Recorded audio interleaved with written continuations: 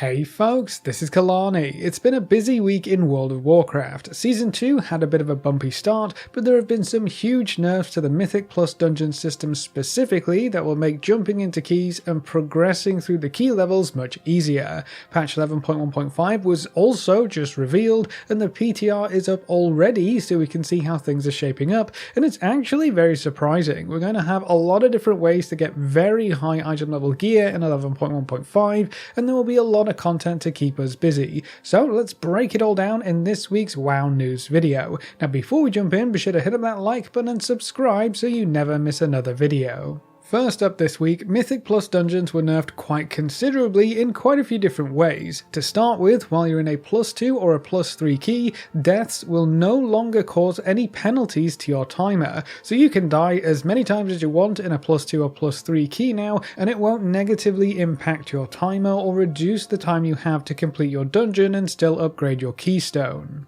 There have been a lot of changes to the lower end of the Mythic plus Keystone system for Season 2 that made jumping into dungeons smoother and easier, like there being no affixes on +2 or +3 keys, so you really only have to worry about a small amount of increased health and damage on monsters, and then the timed aspect of the Mythic plus system. But with this change, the timer should be much more forgiving and easier to get used to as well. So if you haven't popped into any dungeons so far this season, this is yet another change to help introduce you to the Mythic plus Keystone dungeons. But on top of that, the difficulty of all Mythic and Mythic plus dungeons has been reduced quite drastically. Every dungeon on Mythic and Mythic plus difficulty saw a 10% nerf to all of the health and damage for all monsters, so everything is going to be easier to kill and everything will be easier to live through. That across-the-board nerf wasn't enough in some cases though, as nearly every seasonal dungeon has also seen some pretty huge nerfs to specific bosses,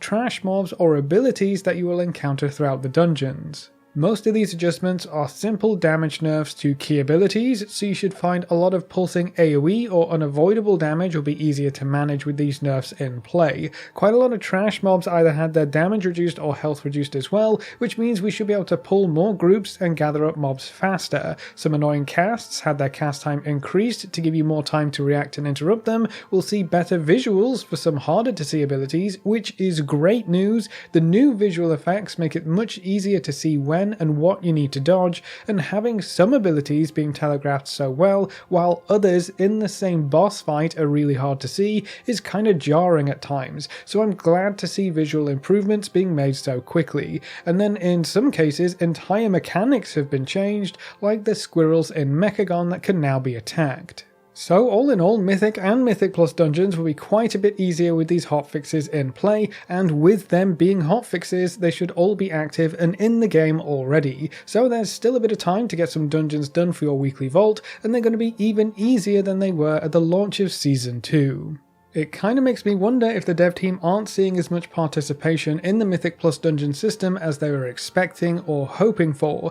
These nerfs came through very quickly, so I guess not enough players are dipping their toes into dungeons, or maybe players are struggling to get their keys done at all. I'm interested to know how you feel about dungeons so far this season. Are you interested in Mythic plus keystones with all the nerfs they've been getting, and how have you found the difficulty of your dungeon runs so far? Let me know what you think in the comments below. And then the other big news this week is that Blizzard just announced patch 11.1.5 and its major features. It seems like this patch will have a whole bunch of new content, and it could release quite soon as well. The first big feature is the new Nightfall content. This will be a new renown faction that we can farm reputation for, so there are plenty of new rewards to pick up from that. We're going to have a public event where we fight back the invading forces from Azj-Kahet, and then we'll have a lot of repeatable quests to keep us busy. You'll also be earning a new currency that can be traded in for champion gear, and you can get pretty much any gear slot from this vendor, so this will probably act as something of a catch-up or just an alternate gearing path for solo content players in the patch. Now there are actually two sets of gear to choose from. One is kind of a Crusader approach, while the other focuses on corrupted themes. The Crusader set is white and black, while the corrupted set is pink and purple. Both look very cool, even if they are just recolors of the sets that we've had since the War Within started. The white and black set looks very cool in particular, and I may just use some of those pieces in my general transmog for my paladin. The corrupted side weapons also have special effects on them, so they could end up being quite powerful powerful as well. There will also be a new feature called Dastardly Duos coming in the new patch, which sounds like it could be kind of a challenge mage towery thing, except it's not going to be solo content. It will be a 6-week event, and the general idea seems to be that you and your party will face off against at least 2 bosses at a time. These bosses could be pulled from past dungeons or raids, and as the weeks go by, more bosses will be added into the mix. You can fight more than 2 bosses at a time to increase your high score, and you'll be able to earn a variety of cosmetics, toys and dungeon loot depending on the bosses you encounter. So it's like a challenge mode where you try to kill as many bosses as you can, I guess, with some power-ups thrown in to even the playing field. This feature isn't available to test just yet, but I'll be very interested to see how it shapes up. We'll cover it in more detail once we know more. The Horrific Visions feature from the end of BFA will also be returning, and the actual content inside of the visions seems to be largely the same, with the same effects hampering you, the same sanity mechanic that acts as a time limit, and the same bosses to kill. The masks to empower your run are also going to be available, with 3 brand new ones, and then we'll also have a talent tree to unlock points in that will improve your survivability and extend your runs to let you kill more stuff and get more rewards. The general goal of Horrific Visions is pretty simple: just kill as much stuff as you can before you run out of sanity or before you die. There are a lot of ways you can extend your sanity, and a lot more ways to lose sanity if you stand in bad stuff or don't interrupt specific monsters. The more stuff you kill, especially bosses, the better your rewards will be. It looks like we'll get Valor Stones for every run, as well as gear rewards that go up to heroic difficulty loot, so this could end up being a very good way to gear up in the patch as well. Horrific Visions will be kinda like Delves in that you can do them solo or with up to a full party of 5, and there's even a new follower that you can recruit who can DPS, tank or heal for you, so that should make this content a bit easier for any classes that usually struggle by themselves. Every run will earn you a new currency which can be spent on those talent points from earlier, as well as various goodies. There's a new vendor with all of the previous rewards that you could pick up from Horrific Visions back in the day, including mounts and a whole mountain of transmog.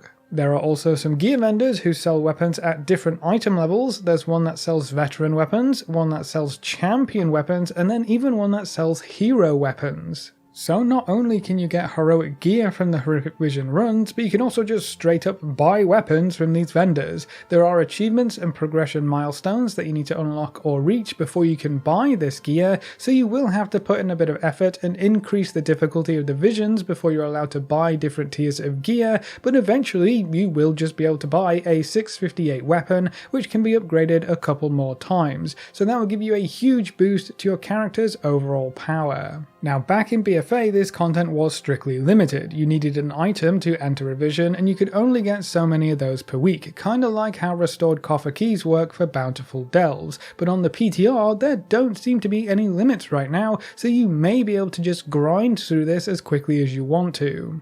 It will be interesting to see how this content holds up over the years, and there do seem to be a few changes that might help freshen things up. We'll go over this feature in more depth as the PTR updates and everything gets fleshed out. Now, something else tied to Horrific Visions is that it looks like we're going to see the corruption effects from the end of BFA return, at least in some part. There are new enchants in the patch that have the same names and the exact same effects as some of those crazy powerful corruption abilities that kinda broke the game in all sorts of ways. Twilight Devastation and Infinite Stars stick out amongst the pack, but we are going to see Echoing Void, Gushing Wound, Infinite Stars, Twilight Devastation, Twisted Appendage, and Void Ritual. Now, while they do the same thing as the BFA versions, I doubt they're going to be quite as powerful. They also don't seem to have any of the negative effects tied to them that the actual corruption effect caused, which is a good thing in my opinion. I still remember folks running around with so much corruption that they basically just died whenever their toes dipped into anything remotely dangerous. With that being said, every single one of these effects is a weapon enchant, so they will be competing with the weapon enchants that we already have in the War Within. They'll need to be at least more powerful when compared to those older effects for them to see any play, and with them being new in the patch, you would hope the dev team would balance them properly to make sure that the new stuff is exciting and worth using. This could also lead to a bit of an advantage for any dual wield classes being able to use 2 of these if they are incredibly powerful, but we'll just have to wait and see how strong these new corruption enchants end up being. And then the last big update that was previewed is being called a cooldown manager, which sounds a lot like what weakauras are mostly used to do, except it's going to be available as part of the base UI for the game. You'll be able to better track your important class cooldowns and abilities, and you'll be able to change the size, position, and opacity of this tracker. It's separated into a few different sections, including tracked buffs, essential cooldowns, utility cooldowns, and tracked bars. There are some good customization options in here, and if you want to avoid installing weakauras but still want access to this kind of cooldown management front and center, this could be an okay replacement. I don't see this ever coming close to what weakauras can do in terms of pure customization though. With weakauras you can specifically track whatever you want, give different abilities different effects like bounces or flashes or whatever works best for you, and you will just always have way more options with weakauras. Weakauras can also do a lot more outside of this kind of function, so I don't see this really replacing weakauras in any way, but it is nice that the dev team are improving the overall functionality of the base UI. This option could work really well for some folks, so I'm really glad it's being added into the game. Now we could also see a big catch-up event coming as part of 11.1.5. If you log on to the PTR right now, you get a buff called the Winds of Mysterious Fortune. This provides you with a 20% bonus to experience gains from level 10 to 80, it increases Dragonflight reputation gains by 200% and War Within reputation gains by 100%. So not only will it be super fast to level your characters yet again, but there's a big rep buff tied to this event as well. 200% for Dragonflight seems a bit odd, but if you have any reputations that you left behind and you want to finish up for the older rewards or achievements, this would be a perfect time to get those goals completed. The 100% War Within rep bonus will be great for catching up with any renown tracks that you haven't finished from previous patches, and if it applies to the Goblin cartels, this will be a great time to get those rewards as well. The buff will also give quest completions and monster kills in the Dragon Isles and Kaz Algar a chance to reward mysterious satchels that can contain equipment, cosmetics, and combat and experience potions. So this event could yield some cool new rewards, even if you don't want to or can't make use of the XP and rep bonus buffs. I am very interested to see how the combat and experience potions work. That sounds quite interesting, but that's one more event to look forward to in patch 11.1.5. Now as for a release date, we might have a pretty good clue as to when the patch could go live. The splash screen for patch 11.1.5 highlights the Children's Week event, and the only way that really makes sense would be for the patch to release before that event starts up this year. Children's Week is currently slated for April 28th, so that means the patch would have to go live before that date, making the most likely release date April 22nd or earlier. That about lines up with the 2-month patch cadence as well, so I would expect to see some new content towards the end of April. From what we've seen on the PTR so far, it looks like we're going to have a lot to keep us busy. I'm kind of surprised about how many different ways we're going to have to gear up, and the item levels of the new gear sources go pretty high. I wouldn't be surprised if folks kind of just stop running delves and dungeons with how lucrative some of those rewards are shaping up to be. This content train isn't stopping anytime soon though. Now that patch 11.1.5 is on the PTR and ready for us to test, patch 11.1.7,